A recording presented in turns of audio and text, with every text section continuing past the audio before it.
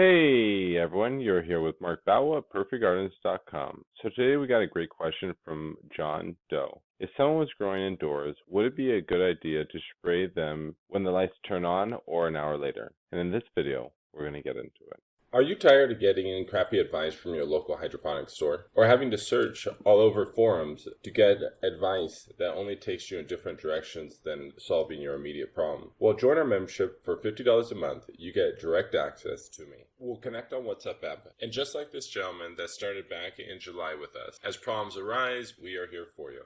So whether you're in indoors or outdoors, I personally would recommend to foliar spray with a consistent schedule. That being the most important thing.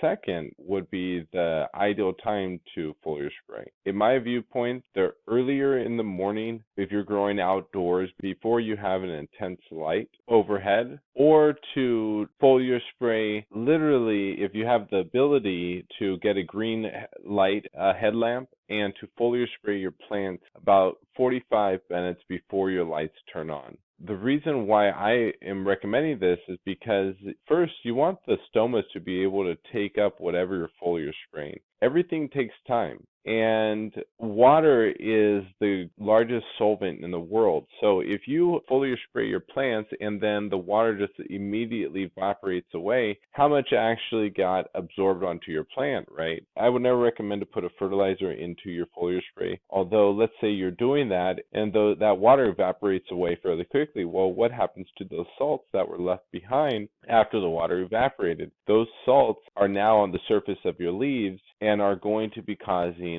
leaf damage of some level. That's not always going to be the case because these plants and their leaves are fairly and relatively pretty durable. Healthy leaves, when you pick them up, they actually have a leathery, elastic experience. You can kind of pull on, tug on them, and you can kind of feel that leathery experience, and that's when you have a well-hydrated, healthy stem cell plant. It has this elasticity. Also, those leaves, those stomas have a great ability to take up nutrients. I mean, it's like in some level, it's kind of like bypassing your filtration system and giving your plants an IV in some level. The main problem arises in foliar spraying is when you foliar spray when the lights are about to turn off or midway through the cycle when the lights are on. And the reason why that's a significant issue is because that water moisture that you release into your environment might not have enough time to get recollected in your dehumidifiers.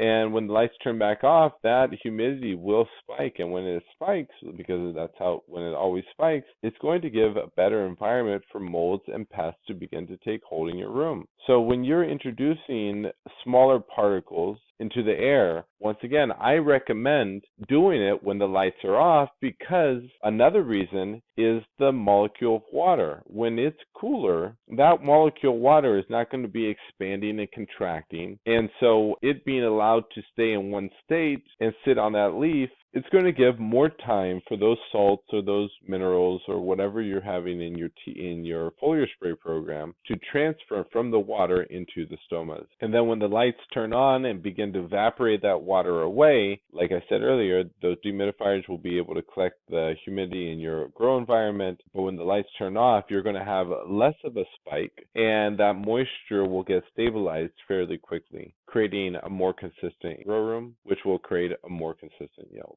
I hope this video was helpful. Please like, share, and subscribe. Thank you so much, everyone.